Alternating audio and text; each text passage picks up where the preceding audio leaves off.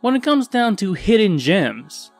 This one, or two, are by far one of the most well-known games on this list. Dark Cloud and its sequel Dark Cloud 2, or Dark Chronicle in Japan and the UK, are pretty fun games. Developed by Level 5, who's known for some of the Dragon Quest games, the Ni no Kuni series, Yokai Watch, and this one franchise about some top-hat Englishman who has a fetish for puzzles for some reason. Don't know if you heard about that. Unlike the two games I mentioned that's considered the developer's last, Dark Cloud is Level 5's first game, while their sequel is their second. The games are a mad mix of action RPGs, crafting, rogue-like dungeon crawling without the permadeath, and SimCity. Although they're a little more story focused, and you'd probably be thinking that I'll make a comment on both game stories isn't much home to write about, or not giving a shit. But nope. I did like the stories, the characters, the music, and atmosphere, which is top tier in my book. Some of the game's music are pretty comfy, but I do have a small gripe on finding the songs for this segment. I mean, what's with the higher octave versions in the official OST? I know damn well it's not sounding like that in-game. Here's a comparison.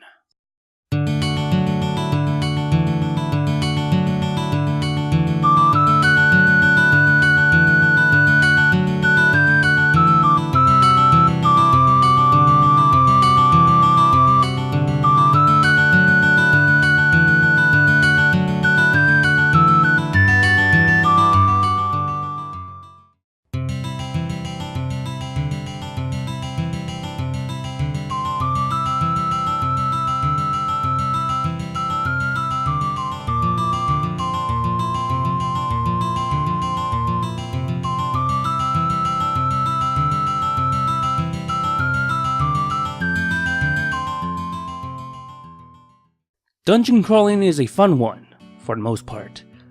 In both games, you navigate through the randomly generated dungeon floors, collecting certain material for the city building, fight monsters for a key, and eventually face a boss. The combat is quite fun too, and you could switch characters on the fly. Dark Cloud had 6, but you must make progress through its entirety just to play as all of them. But they have their own specialties. The sequel only has 2 of them from different timelines, but each of them had 2 weapons, and they could switch to either a customized ride pod or shapeshift into a monster. Again, only if you made progress. The weapons are diverse and unique to certain characters. They have their own health to keep track, and you have the ability to repair them by using these repair powders. You could gain experience, or abs as the game called it, after you defeated some monsters, and eventually upgrade it with the use of attachments. In the first game, you could stuff in 2 to 3 attachments until level up, while the sequel does it differently with the use of synthesizing everything. These could deal extra damage to certain kinds of monsters, by the way. You could also turn your weapon into the attachment itself, but that's only just 60% of the original weapon, just to power up your other ones. You could evolve your weapon to become even more powerful, as long as you reach its requirements, that is. The downside of leveling up weapons is that it's going to be a total grind fest to level up your arsenal, but at least you can speed up the process by finding level up powder, or be devious with the use of glitches and exploits. City building isn't entirely for show. Usually this is crucial for the game's plot so you could progress further in the story. In the first game, you rebuild the town that was destroyed by the Dark Genie by collecting these Atla capsules. Place its respective pedestrians and ask them what you need to do to fulfill their needs. In the second, you build the city from scratch with the use of geostones. Then you recruit some certain NPCs to aboard the choo-choo train and place them into their new homes. It's hard to explain, but it does affect the future to require certain crucial points to the story. Although the games may sound perfect, despite not explaining them well enough, there are some problems, but I'm not going knee deep into the stories. First off, in the first game, some of the characters become quite useless, acting more like tools to pass through certain blockages. Oh, and when you break your weapon, it's gone forever, bitch. Yeah, you could restore your lost weapons by reloading the previous save, but that's in case you either saved recently or spent over an hour of game time. Dark Cloud 2 improved it by keeping the broken weapon till it is repaired. I forgot to mention that using melee weapons on certain enemies could deplete the weapon faster. Yeah, I lost 2 of my best weapons on a bloody dragon in the first game.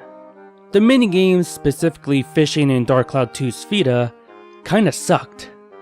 Fishing is self-explanatory, but I just suck at them.